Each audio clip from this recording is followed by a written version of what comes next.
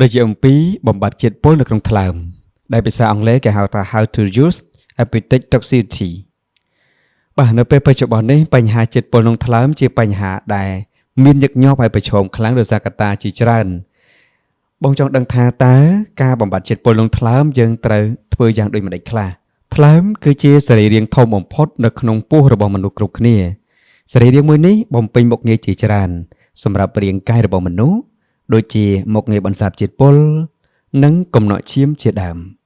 បាទនេះគឺតកតងទៅនឹងមុខងារជាទូទៅរបស់ថ្លើមយើងបាទបន្តទៀតយើងឃើញថានៅពេលដែលថ្លើមទទួលរងនូវជាតិពុលច្រើនពីអាហារมันមានដែលសុខភាពល្អធ្វើឲ្យសរីរាង្គមួយនេះបំពេញមុខងារអត់បានល្អទេហើយប្រសិនបើបងយល់ដឹងអំពីវិធីបំបត្តិជាតិពុលរបស់ថ្លើមគឺជារឿងដ៏ល្អបំផុតសម្រាប់សុខភាពថ្លើមរបស់មនុស្សគ្រប់គ្នាផងដែរនេះការយល់ដឹងអំពីវិធីបំបត្តិជាតិពុលនៅក្នុងថ្លើមរបស់បងអញ្ចឹងបងនឹងចាប់អារម្មណ៍ទៅលើថា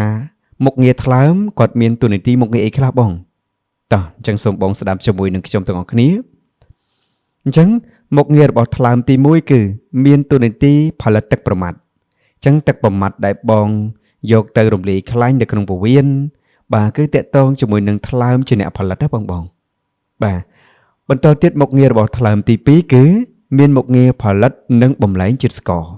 បាទអញ្ចឹងតកតងមួយការផលិតនិងបំលែងជាតិស្ករនៅក្នុងរាងកាយរបស់បងគឺសំខាន់មែនទែនលំនឹងជាតិស្ករក្នុងឈាមបាទអញ្ចឹងយើងមើលទៅទៀតមុខងារថ្លើមទី3គឺសំយោគប្រូតេអ៊ីនបាទអញ្ចឹងមុខងារសំយោគប្រូតេអ៊ីនគឺប្រូតេអ៊ីនដែលមានមុខងារនៅក្នុងឈាមបងដូចអាឡូប៊ីននិងប្រូតេអ៊ីនផ្សេងទៀតគឺថ្លើមជាអ្នកផលិតផងដែរជាអ្នកជួយផងដែរអញ្ចឹងមុខងាររបស់ថ្លើមទី4គឺផលិតអ៊ុយរ៉េដែលផលិតអ៊ុយរ៉េយើងថាបញ្ចេញមកពីអាម៉ូញ៉ាកគឺជាជាតិពុលអ៊ុយរ៉េអត់ពុលទេប៉ុន្តែគាត់អាចបំលែងទៅជាអ៊ុយរ៉េ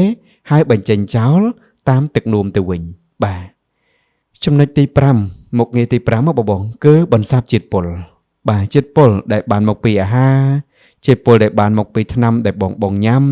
គឺថ្លើមជាអ្នកទៅបន្សាបភាគច្រើនតែម្ដងបាទអញ្ចឹងបន្តទៅទៀត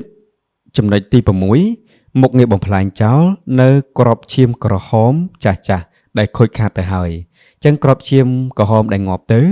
យើងថាជាទូទៅគាត់បំផ្លាញចោលនៅក្នុងអណ្ដើកតែក្នុងនោះថ្លើមក៏មានតួនាទីខ្លះផងដែរទាក់ទងនឹងការបំផ្លាញចោលនៅក្របឈាមក្រហមចាស់ចំណុចមួយទៀតនោះគឺទី7ស្តុកទុកនៅជាតិដែក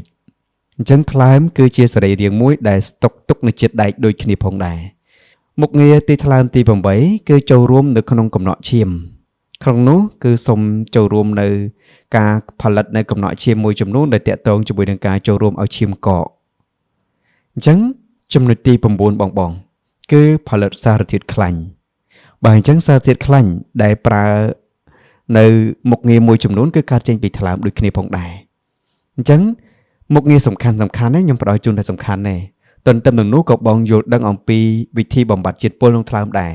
តើវិធីបំបត្តិជាតិពុលនៅក្នុងថ្លើមយើងត្រូវធ្វើយ៉ាងដូចម្តេចខ្លះចង់ដឹងសូមបងស្ដាប់ជាមួយនឹងការផ្ដល់ជូនរបស់ខ្ញុំជាបន្តអញ្ចឹងវិធីបំបត្តិជាតិពុលនៅក្នុងថ្លើមចំណុចទី1គឺបងត្រូវញ៉ាំអាហារជំនួយសុខភាពថ្លើមបាទអញ្ចឹងអាហារដែលជំនួយសុខភាពថ្លើមគឺមានច្រើនជាពិសេសគឺបន្លែនិងផ្លែឈើតែម្ដងបងហើយក្រៅពីនោះមានសាច់ត្រីមានខ្លាញ់ត្រីក៏ដូចជាសាច់ដែលមិនជាប់ខ្លាញ់អញ្ចឹងជាតិស្ករច្រើនខ្លាញ់ច្រើនគឺសង្គមនៅអាចធ្វើឲ្យថ្លើមបងមានបញ្ហាវិញផងដែរបាទចំណុចទី2វិធីបំបត្តិជាតិពុលក្នុងថ្លើមទី2បងគឺធ្វើការជៀសវាងប៉ះពាល់ជាមួយនឹងសារធាតុគីមីឧស្សាហកម្មដែលអាចប៉ះពាល់ដល់សុខភាពថ្លើមរបស់បងបាទអញ្ចឹងសារធាតុគីមីឧស្សាហកម្មដូចជាអីគេថង់ប្លាស្ទិកជ័រប្លាស្ទិកផ្សេងឬក៏ផលិតផលផ្សេងតាក់ទងទៅនឹងគ្រឿងសម្អាងតាក់ទងមួយគ្រឿងលាបសក់អីផ្សេងយើងកុំប្រឡូកប្រឡាក់ច្រើនវាប៉ះពាល់ដល់ថ្លើមរបស់យើងផងដែរមួយទៀតគឺការបំបត្តិជាតិពុលថ្លើមទី3គឺកុំប្រើគ្រឿងញៀនដូចជាកូកាអ៊ីនអង់វីតាមីនឬក៏កញ្ឆាជាដើមបងពីព្រោះសារធាតុទាំងអស់នេះអាចធ្វើឲ្យពុលទៅលើថ្លើមកាន់តែខ្លាំងផងដែរអញ្ចឹងចំណុចទី4បងទាំងអស់គ្នាគឺជៀសវាងការជក់បារីនិងការញ៉ាំស្រាបាទឬក៏សារធាតុដែលមានជាតិអាល់កុលគ្រប់ប្រភេទពីព្រោះអាចពុលទៅលើថ្លើមបន្ថែមទៀតផងដែរសំខាន់ណាស់កន្លែងហ្នឹងបាទអ ចឹងបន្តទៅទៀតវិធីបំបត្តិជាតិពុលរបស់ថ្លើមចំណុចទី5បងត្រូវអនុវត្តតាមការណែនាំតកតងជាមួយនឹងកម្រិតថ្នាំដែលបងប្រើដោយប្រុងប្រយ័ត្នសម្រាប់ថ្នាំទិញដោយគ្មានវេជ្ជបញ្ជាត្រឹមត្រូវថ្នាំដែលទិញឲ្យវេជ្ជបញ្ជាគេហៅថា OTC drug ដូចជា paracetamol ជាដើមនៅពេលដែលបងប្រើលើកម្រិតវាមានការពុលទៅលើថ្លើមផងដែរអញ្ចឹងកន្លែងហ្នឹងបងទាំងអស់គ្នាអញ្ចឹងបន្តទៅទៀតចំណុចទី6គឺត្រូវពិភាក្សាបើជាមួយអ្នកផ្ដល់សេវាថែទាំសុខភាពឬក៏គ្រូពេទ្យអីចឹងទៅមុនពេលដែលបងទទួលទានអាហារបំប៉នណាមួយអញ្ចឹងអាហារបំប៉នក៏ប៉ះពាល់ដល់ថ្លើមដែរបើសិនជាអាហារបំប៉ននោះវាផ្សំចេញពីជាតិគីមីបងកន្លែងហ្នឹងក៏ត្រូវប្រយ័ត្នដែររីឯវិធីបំបត្តិនៅជាតិពុលក្នុងថ្លើមចំណុចទី7វិញគឺបងត្រូវបញ្ញាប់ទៅជួបជាមួយនឹងគ្រូពេទ្យដើម្បីធ្វើការប្រឹក្សានិងធ្វើការព្យាបាលបញ្ហាថ្លើមប្រសិនបើបញ្ហាថ្លើមកើតមានដូចជាជំងឺរលាកថ្លើមឬក៏តាក់ទងនឹងបញ្ហាផ្សេងទៀតរបស់ថ្លើមនឹងបាទអញ្ចឹងថ្លើមគឺជាសរីរាង្គដែលសំខាន់សម្រាប់សុខភាពក៏ដូចជាជីវិតរបស់មនុស្សគ្រប់គ្នាផងដែរទាំងអស់នេះហើយគឺជាវិធីបំបត្តិជាតិពុលសំខាន់នៅក្នុងថ្លើមប្រសិនបើបងទាំងគ្នាក៏ដូចជាអ្នកស្ដាប់ទាំងអស់ចង់ដឹងពីសុខភាពថ្មីបន្តទៀតសូមលើកទឹកចិត្តបងទាំងអស់គ្នាបាទចូលចុច Subscribe ចុចសញ្ញារូបកណ្ដឹងបន្ថែមនៅក្នុងនេះផងដែរខ្ញុំនឹងបង្ហាញជូនបងអំពីបញ្ហាសុខភាពមួយចំនួនផ្សេងទៀតដើម្បីបងយកទៅអនុវត្តហើយសូមបញ្ជាក់ថាការដកស្រង់ស្រាវជ្រាវនេះគឺខ្ញុំដកស្រង់ចេញពីស្រាវជ្រាវចេញពីpage ចេញពី channel លោកគ្រូពេទ្យអ្នកគ្រូពេទ្យវិជ្ជបណ្ឌិតដែលលោកមានឯកទេសត្រឹមត្រូវហើយមានការប្រឹក្សាយោបល់ត្រឹមត្រូវជាមួយនឹងលោកផងដែរហើយខ្ញុំក៏បាន join ចូលទៅកាន់ Telegram របស់លោកដើម្បីស្វែងយល់បន្ថែមអំពីបញ្ហាសុខភាពនេះមានការសួរឆ្លើយឆ្លងជាមួយនឹងគាត់ដើម្បីបាននៅចំណេះដឹងទាំងនេះយកមកផ្ដល់ជូនទៅកាន់បងទាំងអស់គ្នាមិនត្រឹមតែស្វែងយល់នៅក្នុងអ៊ីនធឺណិតនោះទេអញ្ចឹងបងអាចទុកចិត្តបានជាមួយនឹងការផ្ដល់ជូនពីខ្ញុំសំណាងចក្រាសម្រាប់បងដែលចង់បានជាមួយថ្នាំដុសធ្មេញគុណភាពខ្ពស់ប្រេនកូនខ្មែរគុណភាពជប៉ុនសូមបងនឹកឃើញដល់ថ្នាំដុសធ្មេញ Mintu ជាប្រភេទថ្នាំដុសធ្មេញដែលផ្សំចេញពីប្រេងតែរួមជាមួយនឹងក្រូចឆ្មាបាទគុណភាពល្អប្រេនកូនខ្មែរគុណភាពជប៉ុនកម្រិត VIP Red 10ជូនបង10លើ10តែម្ដងអញ្ចឹងសម្រាប់បងដែលចង់បានជាមួយនឹងថ្នាំដុសធ្មេញ Mintu យកទៅលក់បន្តក៏ខ្ញុំមានជាមួយនឹងកញ្ចប់លក់បន្តសម្រាប់បងដែរបោះដុំជូនបងដែរបងដែលទិញជាមួយនឹងថ្នាំដុសធ្មេញ Mintu បាទឲ្យចាប់ពី1ឡូឡើងទៅបាទអញ្ចឹងខ្ញុំកំណត់ជូនតែម្ដងបងដែលទិញ1ឡូខ្ញុំគិតតម្លៃជូនបងបាទត្រឹមតែ1ទីបគឺ$3ទេបាទអញ្ចឹងជាទូទៅថ្នាំដុសធ្មេញនេះខ្ញុំលក់1ទីប$8បងណាបាទប៉ុន្តែសម្រាប់បងដែលយកទៅបោះដុំហើយយកទៅលក់រីបន្តអាចឆ្នៃតម្លៃបានសូមបងជ្រើសរើសយកកញ្ចប់នេះល្អបាទ1ឡូគឺខ្ញុំគិតជូនបងត្រឹមតែ$3ទេ1ទីប